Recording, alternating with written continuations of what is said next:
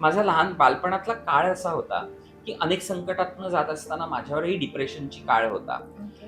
तो एका व्यक्तीने अशा पद्धतीने कव्हर केला होता, की त्याला माहिती होतं, की मी डिप्रेशनमध्ये आहे. आणि त्याचा गैरफायदा आणि त्याचा गैरफायदा घेऊन त्यांनी माझ्यावरती सेक्शुअल हॅरेसमेंट केलेली आहे. my God. त्यामुळे मी वयाच्या मला असं वाटतं, की 10 ते 11 वर्षाचा असताना काहीच कळत नव्हतं. काहीही कळत नव्हतं, की व्हॉट इज सेक्शुअल हॅरेसमेंट. बरोबर. त्याचा स्पर्श, त्या गोष्टी ह्याही कळत नसताना ते मी अनुभवलं.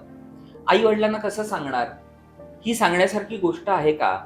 या सगळ्या गोष्टी त्यावेळेला माहितीच नव्हत्या. त्यावेळेत मी ते अनुभवलेलं आहे.